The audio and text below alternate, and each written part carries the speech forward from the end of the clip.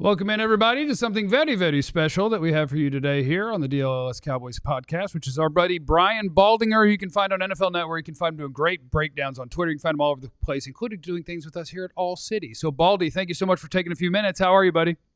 I'm good. It's good to make the inaugural visit here at ALLCITY in Dallas here. So happy to join you guys. Yes. I love your breakdowns on Twitter because I think I'm an ADHD kid and I think the world has turned ADD and just kind of joined my team. And so it's great that you can, in 2 or 3 minutes, pick a different guy from different games all the time and give people a look at what people who, know what they're looking at on film are seeing. And I just think it's a really cool thing that you have going. Yeah, thank you. I've enjoyed doing it. It's a lot of work. I mean, I try to represent all 32 teams. I do like some players more than others. But just effort, technique, whatever. Obviously, I'm a big Micah fan. But no, I think it's just hard. Like I announce games every Sunday. It's just hard to really, in 12 seconds or 15 seconds, say everything that happened on a play. And, sometimes players just get overshadowed because, they're linemen or something, whatever. I mean, so you just try to point and illuminate some of these things out and hopefully educate along the way.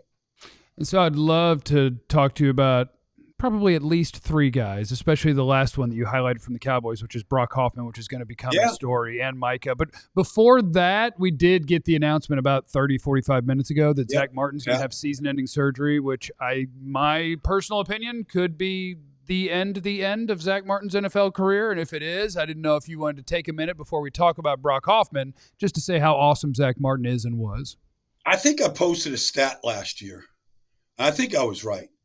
I think he had more first-team All-Pro nominations than holding calls.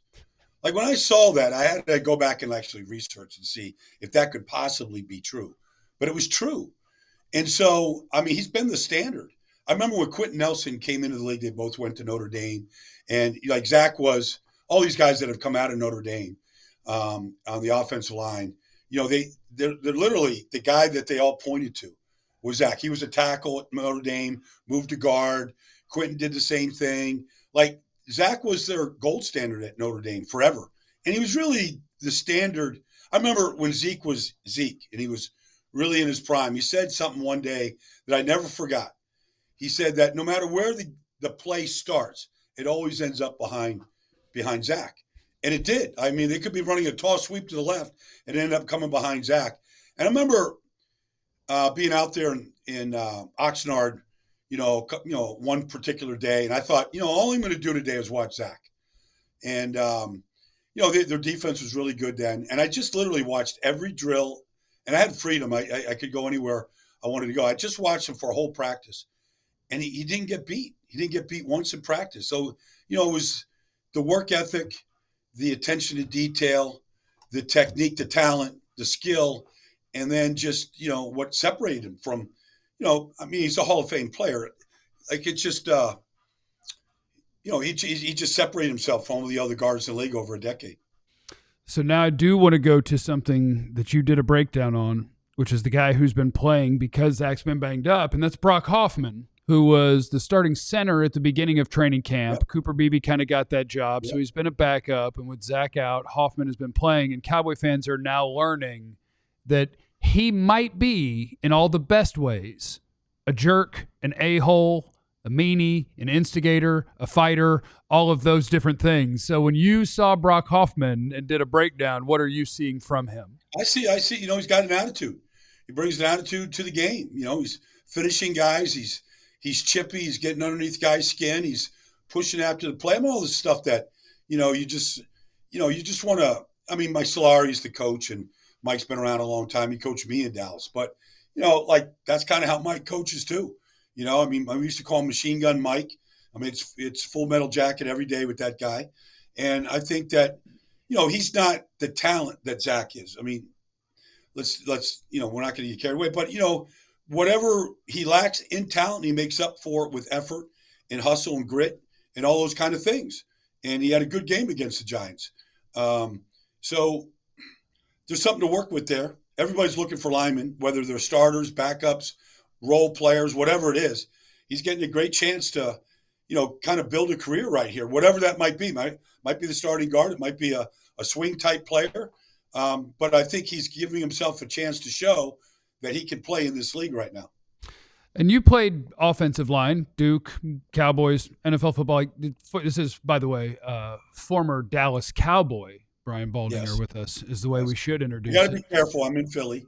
The people think I have to trade in my card because I'm in the throes of the Eagles facility here. But the Cowboys treated me good. I've never forgotten those days. So I'm still a Cowboy. So as a guy who's been out there playing it and obviously just been around the sport and studying the sport also, how much value is there if you're one of the other guys on that line when you have one of those guys kind of getting into it constantly in some way with the other team?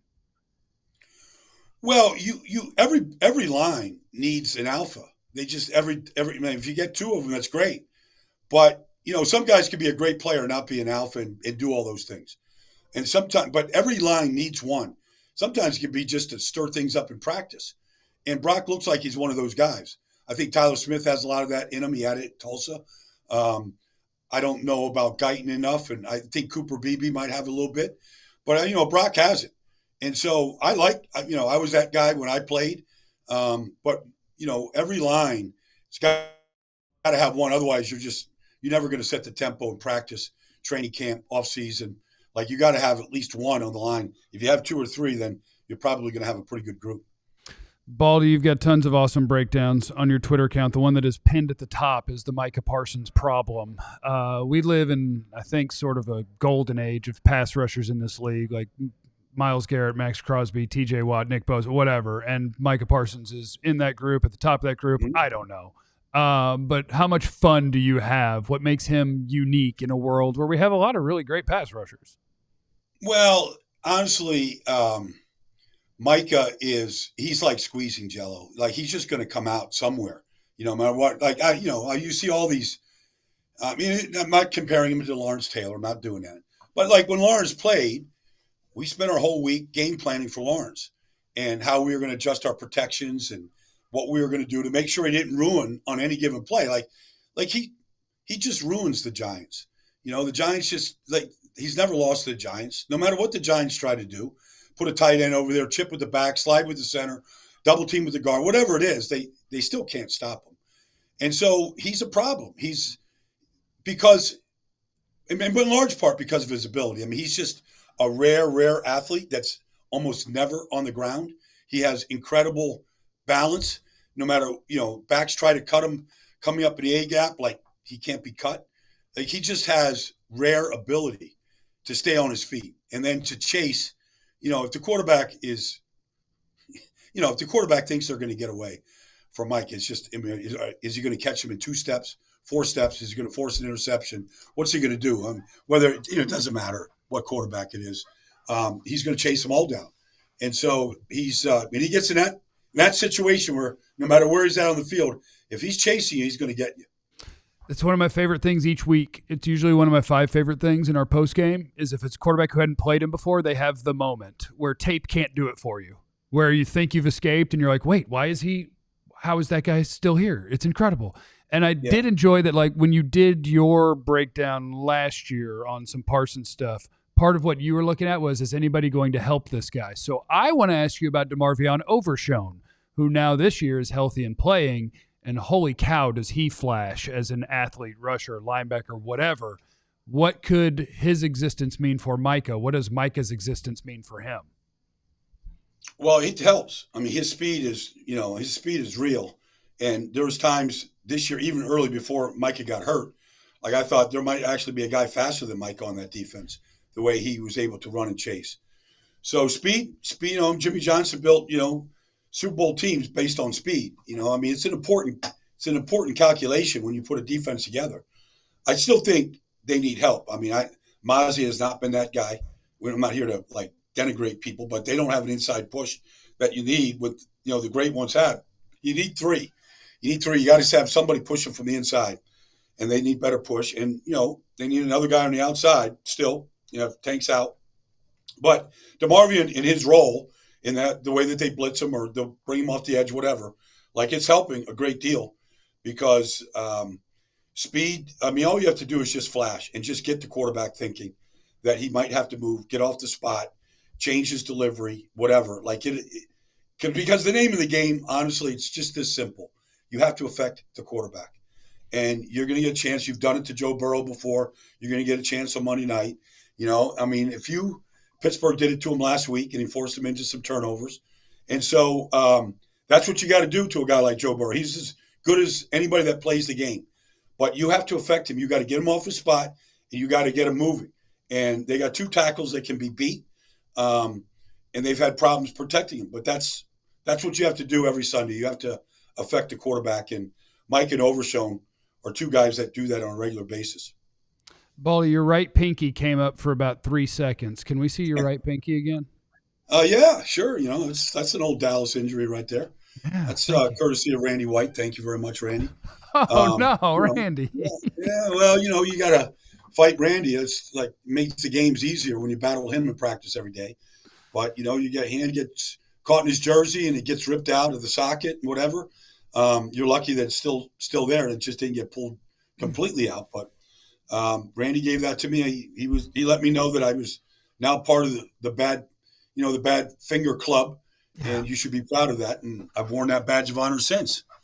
That's nice. One more quick thing for you, Baldy, and you can get him at Baldy NFL on the Twitter or X, I suppose, these days.